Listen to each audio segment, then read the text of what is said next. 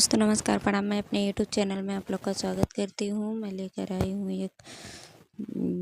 देवी गीत। आप लोग पूरा सुनिएगा और कैसा लगेगा कमेंट करके बहुत ज़रूर बताइएगा। चैनल पर नए हैं तो चैनल को सब्सक्राइब करिए और बेल आइकन ज़रूर दबाइए कि मेरा हर नोटिफिकेशन आप लोग को मिलता रहे। आइए हम शुरू करते हैं।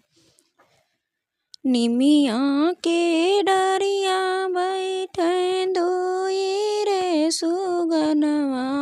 हो कि भोर में होतन हो कि भोर में होतन बोले माधुरी बचनिया हो कि भोर में होतन बोले माधुरी बचनिया हो कि भोर में होतन निमिया के डरिया बैठे धोई रे सुगनवा हो कि भोरवा होतन हो कि भोरवा होतन बोले माधुरी बचनिया हो कि भोरवा होतन बोले माधुरी बचनिया हो कि भोरवा होतन जाओ सुगाना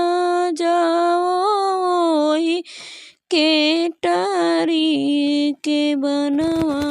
हो जगाई लाओ न हो जगाई लाओ न सोवत सातो रे बहिनिया हो जगाई लाओ न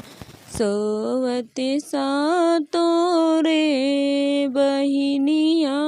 हो जगाई लावन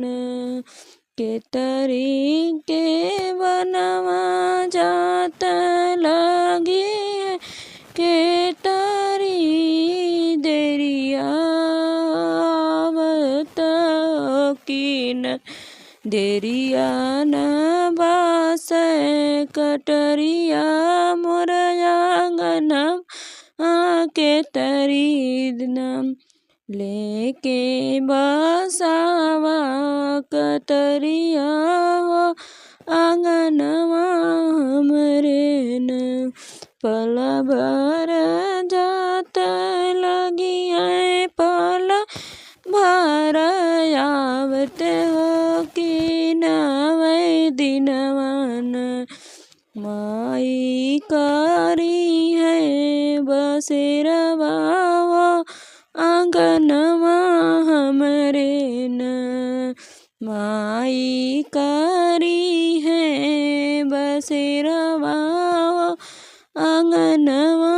हमरे न कवन मैया हंसते आवे कवन मैया गावते हो कवन हो मैया न हे कवन हो मैया न आवे सोनवा के रथवा हो कवन हो मैया न आवे सोनवा के रथवा हो कवन हो मैया न दुर्गा मैया हंसते आवे शारदा मैया गावते कि सातो बहिनी न आवे सोनवा के रतिया हो कि सातो बहिनी न आवे सोनवा के रतिया हो कि सातो बहिनी न कहवा बैठे बै दुर्गा मैया कहवा शारदा मैया हो मोरी मरी अरे कहवा बैठैबन मोरी सातोरे बहिनिया हो के कहवा बैठैबन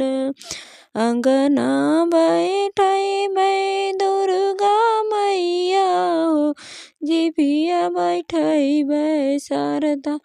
मैया न निमिया के डरिया बैठैबन